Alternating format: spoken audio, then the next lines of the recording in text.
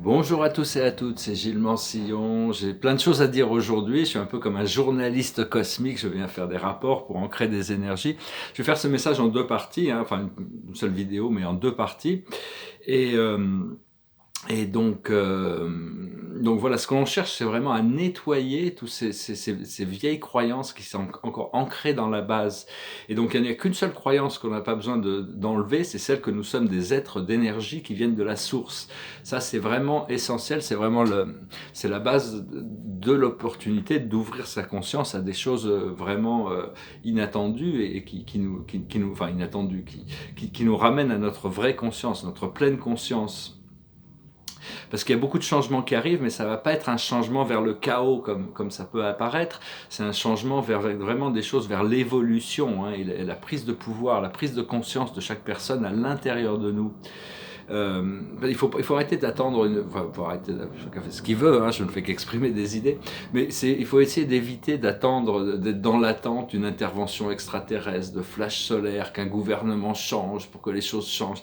C'est vraiment, c'est vraiment une opportunité qui nous est donnée pour retrouver notre pouvoir intérieur. À partir du moment où il y a cette collectif de gens qui ont créé cette connexion à l'intérieur, il y a cette famille d'âmes, nos familles d'âmes, on va pouvoir se réunir ou même télépathiquement arriver à créer des changements qui seront plus puissants que toutes ces manipulations qui viennent des plans astraux.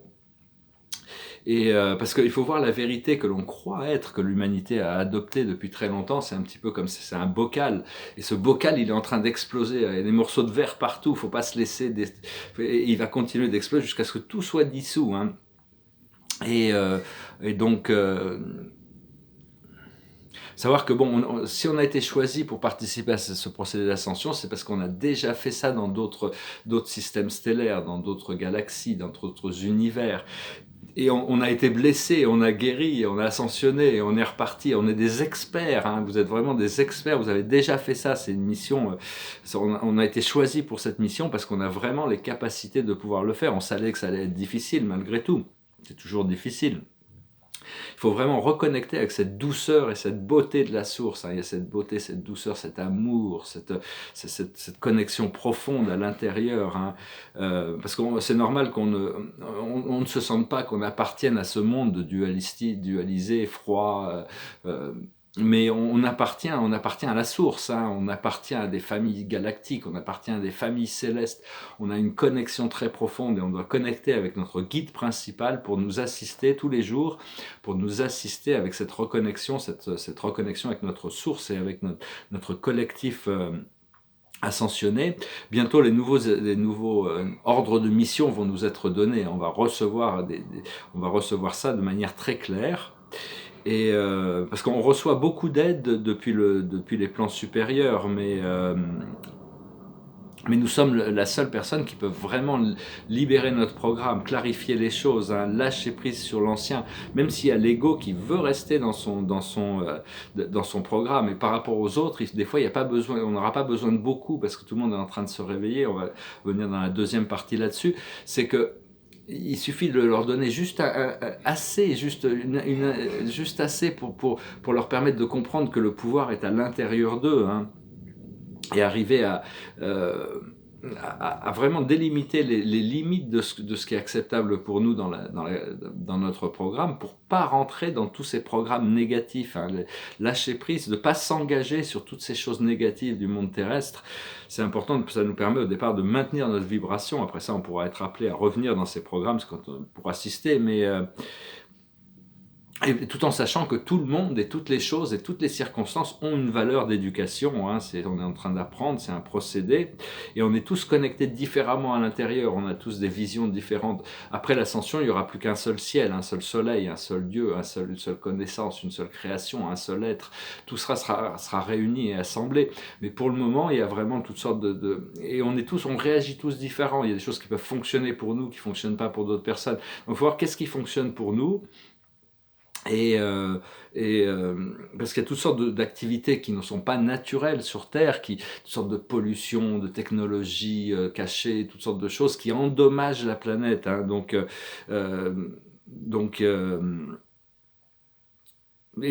Voilà, donc il faut savoir qu'il faut quand même se responsabiliser par rapport à toute ces abus de la planète, mais tout en sachant que toutes les catastrophes qui ont été annoncées, des catastrophes matérielles et physiques, ne vont pas se passer. Il ne faut pas y croire, hein.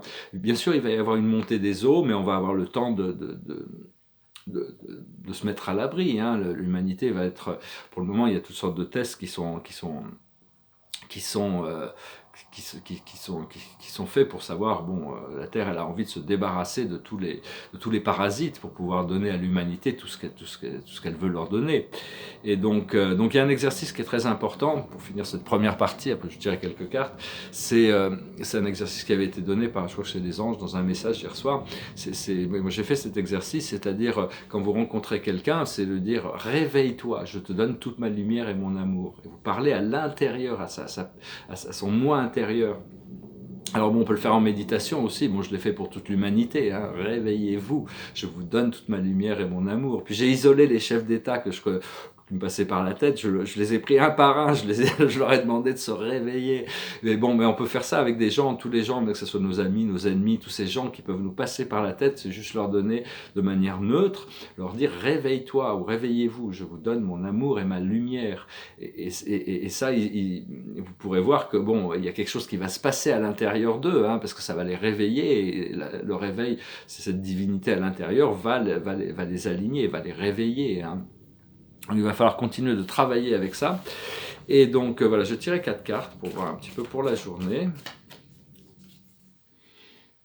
Et puis discuter 2-3 autres idées. Là, je sens qu'il y a je sens toujours. Alors la plus haute sagesse, c'est la créativité. Quand on est dans la créativité, on est dans le présent.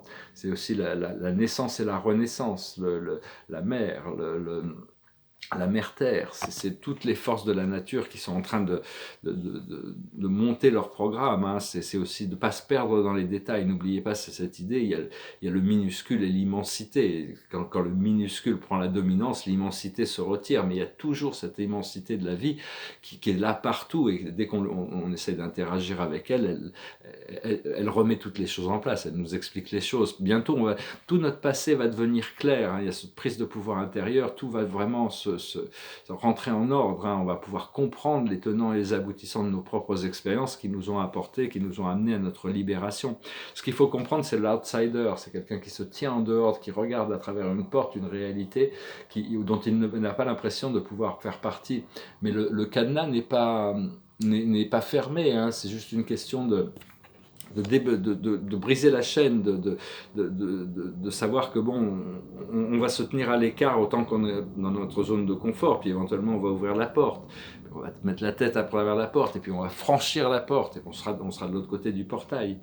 Ce que l'on doit faire, c'est la conscience, on doit s'élever au-dessus des choses, rentrer dans cet état de samadhi, cet état de super conscience, cet état du nirvana, cet état qui dépasse les plans astraux, qui dépasse le côté dualisé des choses pour revenir à notre unité originelle. C'est l'Excalibur aussi qui nous permet de trancher à l'intérieur de nous et de trancher les choses à travers la clarté, la brillance.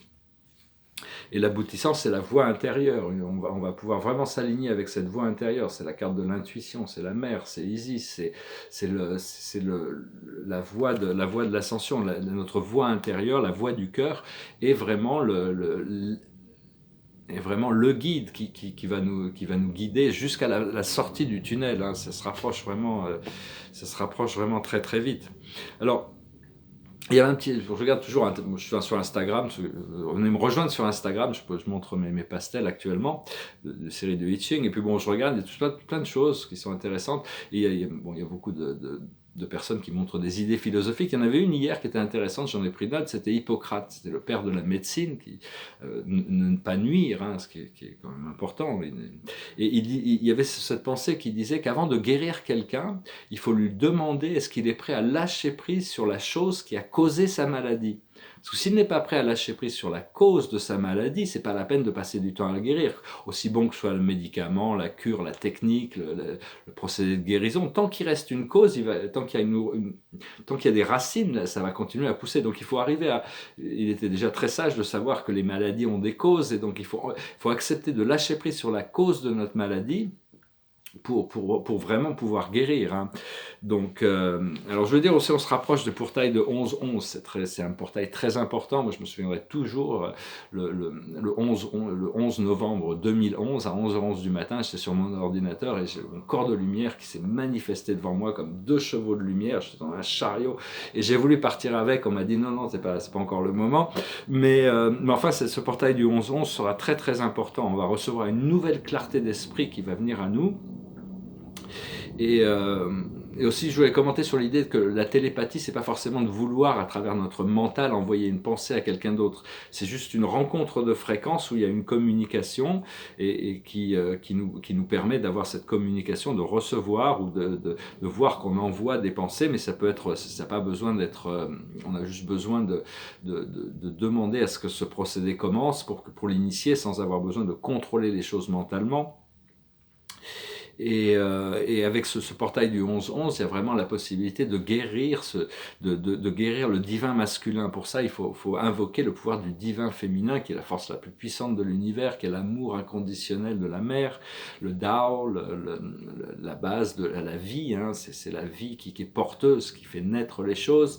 Et grâce à cet amour du divin masculin, on va pouvoir guérir ce divin masculin, cette volonté divine qui va nous permettre d'avoir notre volonté en alignement avec notre plus haut potentiel. Je voulais aussi dire qu'il y a beaucoup de vérités qui vont... On ne sait pas quand exactement, mais la vérité sur ce virus et les tenants et les aboutissants, tout le monde va savoir ça. Ça va créer un choc dans la société énorme. Ça va créer, parce qu'on va s'apercevoir qu'il y a des gens très puissants, très respectés, qui ont une vie secrète qui est très très sombre. Et donc tout ça, c'est des choses qui vont remonter. Il y a toutes sortes de vérités qui vont... Ça va faire boule de neige à un moment donné et toutes sortes de vérités vont sortir. Il va falloir rester calme et posé pour assister. Il ne faut pas rentrer dans le jugement non plus. Hein. Faudra faire attention de ne pas rentrer dans le jugement. Et, euh, et puis bon, je voulais aussi dire, ça a aussi un autre aspect qui avait été commenté par, je crois que c'était, je sais plus, c'est un esprit qui commentait là-dessus, c'est-à-dire que de voir la vie un petit peu comme une grande fête d'Halloween, c'est un grand bal masqué, un bal, tout le monde porte un costume, chacun porte son costume et le masque c'est notre personnalité, mais pour voir qu'il y a une âme à l'intérieur, au-delà de ça, et quand on s'adresse à l'âme à l'intérieur, les choses deviennent beaucoup plus faciles. Si on s'adresse au masque et au rôle de la personne va jouer ce rôle. Si il joue un rôle de méchant, il va devenir plus méchant, juste pour manifester notre conscience de réflectivité. Alors que si on s'adresse à l'âme à l'intérieur, ça adoucit les choses. Et voir que tout est Dieu qui porte un costume, hein, qui est habillé comme un gentil, un méchant. Tout le monde porte un costume. C'est l'amour divin qui porte ce costume, alors et qui joue des rôles dans cette illusion terrestre. Hein, et les gens ne savent pas qu'ils jouent des rôles, mais enfin les masques vont tomber à un moment donné. On va pouvoir plus rentrer en contact avec notre âme et avec notre famille d'âme et donc on va pouvoir commencer à être beaucoup plus ancré dans cette réalité à partir du moment où on nettoie tous ces vieilles croyances de la base, pouvoir lâcher prise sur ces vérités qu'on tient pour vraies et qui en réalité ne sont pas sont vraiment que des croyances temporelles. Voilà, je vais chanter une chanson, c'est c'est une chanson sur quelqu'un qui veut vraiment lâcher prise sur le mensonge et l'hypocrisie et même la religion pour se tourner vers l'amour, parce qu'il sait qu'il n'y a que l'amour qui va le sauver. Hein.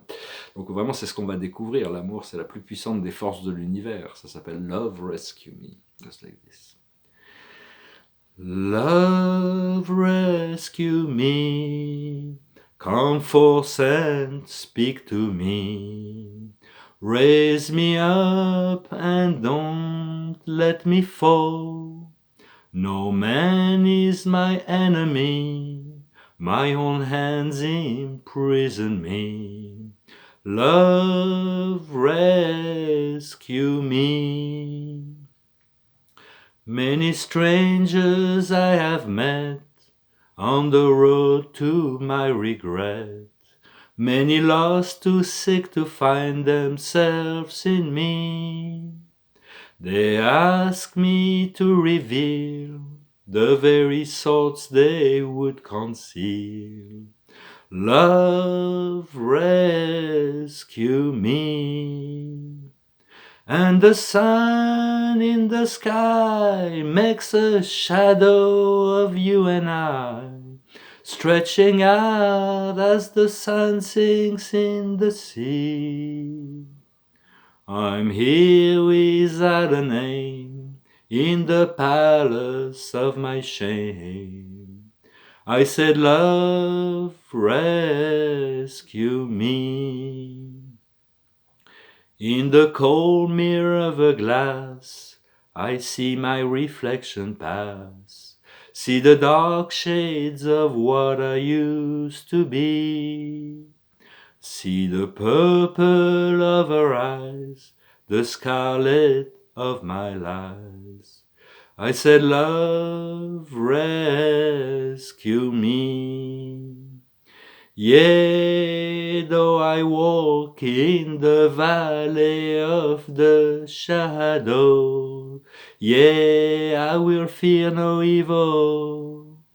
I have cursed thy rod and staff, they no longer comfort me.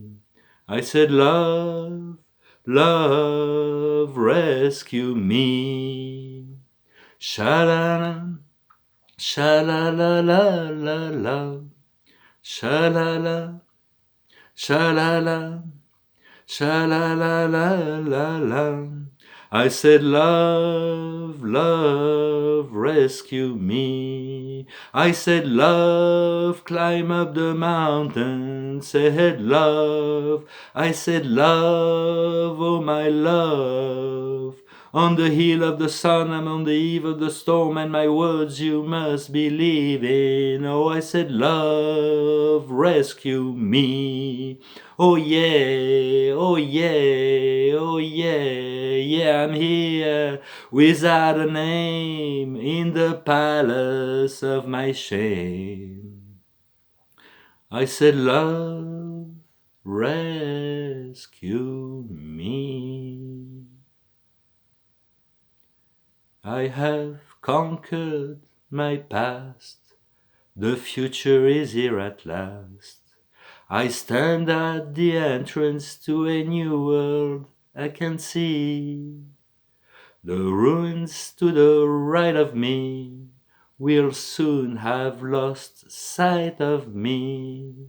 I said, love, rescue me. Ah, très belle chanson.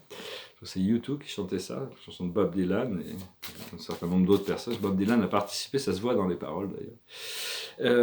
La carte de la journée, c'est la préparation pour ce portail de l'éternité, le 11-11 qui se prépare, c'est TikTok. C'est vraiment trouver ce moment d'éternité. Une fois qu'on connecte à ces moments d'éternité, on ne peut plus les oublier, on sait qu'ils existent, notre conscience est connectée à un plan éternel.